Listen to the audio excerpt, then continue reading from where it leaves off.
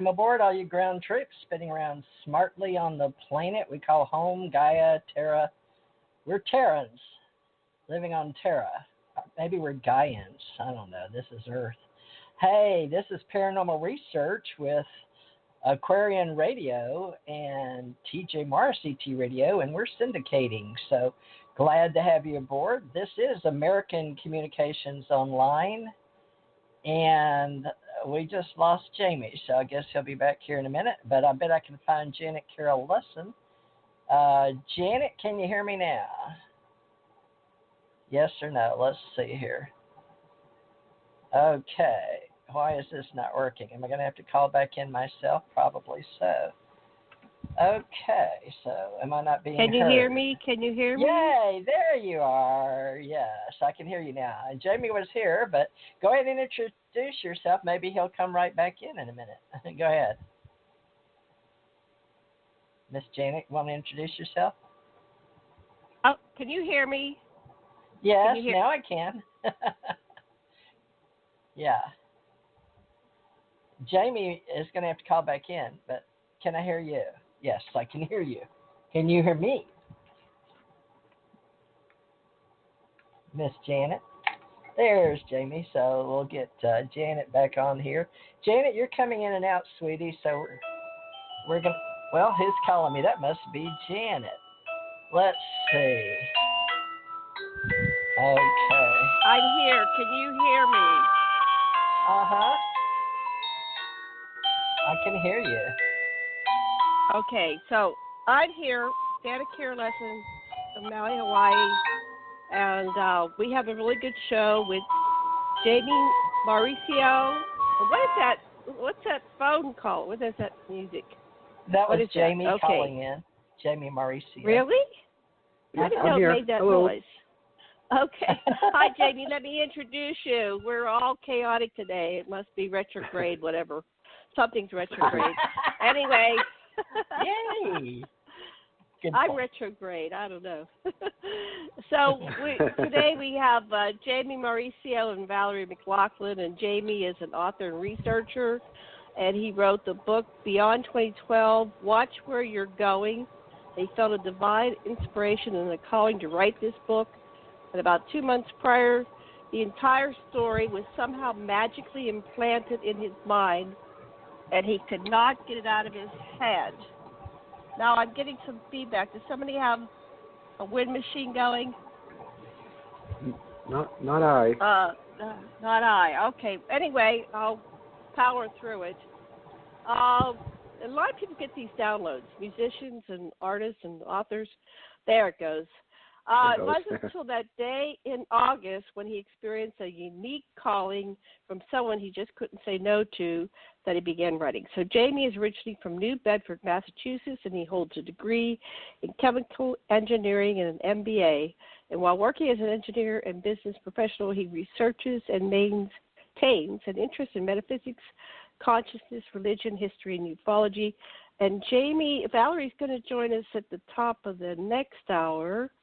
And I don't really have a bio for Valerie because she's shy, I guess. Anyway, both Jaimy and Valerie are working on this conference, and it's coming up April 26th to the 28th called X-Filers United. And we're going to be talking about the conference and the people that are coming and the vision. And I guess that's all I want to say. Back to you two, Jay. Ready to bring Jaimy on? Although Jaimy said hi a couple I can times. hear him. Jaimy, say your Hello. name properly. Is it Mauricio? Jaimy? That is correct, Mauricio? yes. Cool. Yes, hello. This is Jaimy Mauricio, and I'm excited to be here. Thanks for having me on. Thank you. Now, this is Janet Carol Lessin, and I'm Teresa J. Morris. But TJ Morris, you can say TJ or Jaimy. We used our voices. We got 2 hours set up here. Maybe a while till your partner, Valerie McLaughlin, comes on. I believe the last hour, possibly, from her cell phone from wherever she's going to be driving back to. So Correct. Tell us, where are you located and where does she live? And then we'll get you started on your background. Sure, absolutely. Yeah, I live in Rhode Island. I moved to Rhode Island in 1999 and have been here since. I live in the Newport area, which is a lovely part of the state, and that's where I'm located. Great. And where does Valerie live? Valerie lives in Providence, Rhode Island, and it's a pretty small state, so you can drive across all of Rhode Island within about 45 minutes. But yeah, she's in Providence, and the actual conference that you mentioned, Ex-Filers United, which is next weekend, will be held in Warwick, Rhode Island, which is kind of in between where I live in Newport and where Valerie is in Providence. Great. Now, can you help us out with, tell us a little bit about who you are, because all of us are paranormal researchers, but tell me how you got started. Did you get started from birth, or elementary, or high school, or college, or a job, or you just fell into it one day? Yeah, I kind of fell into it in many ways. There were some signposts, I call them, along the way that I ignored, but I grew up, my upbringing was pretty much normal, very American-ish, I would say. I grew up in a lower middle class family, and I grew up, with the kind of mantra that you do good in school, get a good job, work hard, climb the corporate ladder, pay your bills, church on Sunday, barbecues and ball games on the weekend. Life's tough, and then you die, and that's kind of how things go. Wow. Like so many of us. And so I was, I as you mentioned, I attended university. I got a degree in chemical engineering. I was working as an engineer, and then went into finance, acquired my MBA, and I was working at a great company. And one day, this idea of the story was in my head, a book, and I was very much a math and science guy, not very much on the art side. And so one morning I woke up and this whole story was in my head, and it was a book, and it's a science fiction book that I ended up writing, and it's got a spirituality component to it. And I woke up that morning and told my wife that this idea was in my head, this book, and it wasn't a dream. It just somehow magically implanted there. And I write about this in the foreword of the book. I basically ignored that, this wherever it came from, this whole story, and for months. And then that one day in August, something happened where it was almost like the universe, divine intervention, whatever you want to call it, basically said, no, you need to write this book. And as a result of writing the book, I fell into the paranormal. I fell into what I call as I awakened. I started realizing, wait a minute, there's more to life here. There's more than just what you see on your CNN or your news show that you watch. And what and what we've been taught, and so that's when I really dove right into the paranormal and the ufology, and quite frankly, a lot more of the spirituality, which I think they're all connected. Great. Well, Janet, go ahead. Is your book it's fictional, right? But it's based on fact, or what is this? Tell us about your book. It says, let's see. Something about the Hadron Collider in Geneva. Hadron. And Hadron. Collider Hadron. Let's hear how you says it. Is it Hadron or whatever she said? Hadron. What did I say? Hadron. Anyway, sorry. Hadron. That's okay. We all talk Hadron. Hadron. We don't judge. Anyway, the Hadron Collider. And it went out of control. It went out of control, and the black hole formed, and it's consuming the Earth, and the world's going to be destroyed. And oh my! So anyway, you have this whole story. Yes. Tell us about it. Tell us about your book. Yes. Yeah, certainly. Thanks for asking. Yeah, thanks for asking. So the story is really about, and it's called Beyond 2012, and it was written. I started writing it in 2008, and it was really about. First of all, it begs the reader to ask, what's important in life. But the science fiction part of the book basically is about these 4 lifelong friends with different faiths. One is an atheist, one is a Buddhist, one is a Muslim, and one is a Catholic. And the Large Hadron Collider goes awry, as you mentioned, and it forms a micro black hole. And the scientists are doing everything they can to contain this black hole.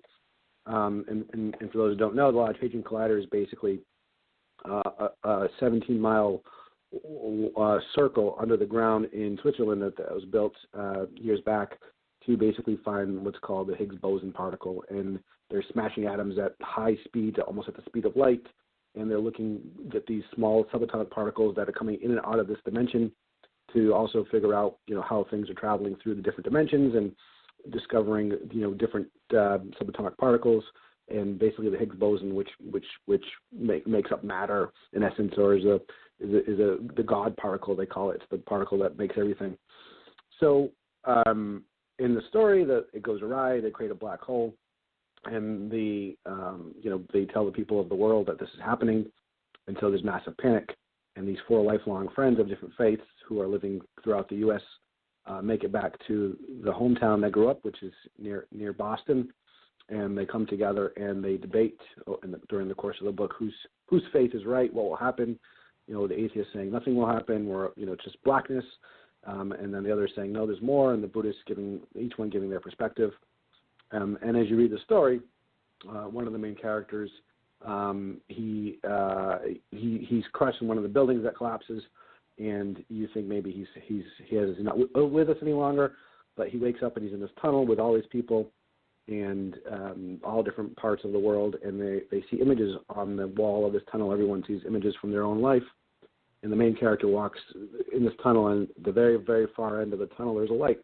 So everyone's kind of walking towards there, and he's meeting people along the way, and everyone has different perspectives of their life, and some are seeing images, and some people are realizing, wow, why did I do that, or why didn't I do this?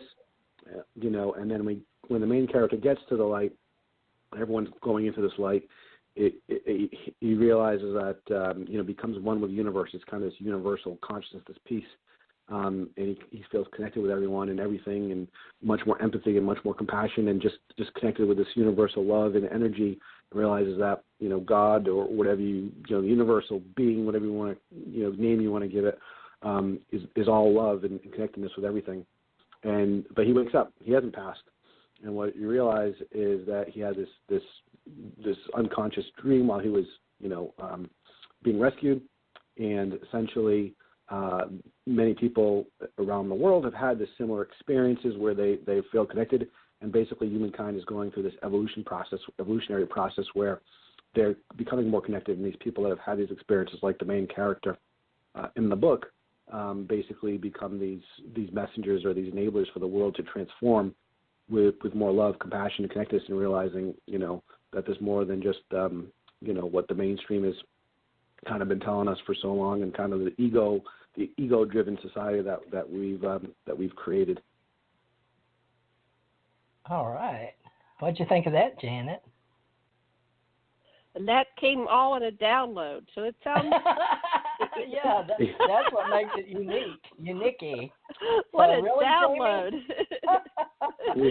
Yeah. So I'm Jamie, curious really? with all that. What religion were you raised in? Because we look at our imprinting, and when we come in, we are typically imprinted with the culture and the religion that we're born into. He's American. American. Within America, we have religion. So what religion were What religion were you born into? Can you hear me? I can hear you. I was born as a Catholic, so I was raised as a Catholic, and actually still practice the faith, to tell you the truth. Well, I still attend service, and it's made this writing the book and what it's led me to, all the research that I've done and all the experiences I've had because of writing the book, has made me actually more spiritual than I was previously. Wow, me well, that's too.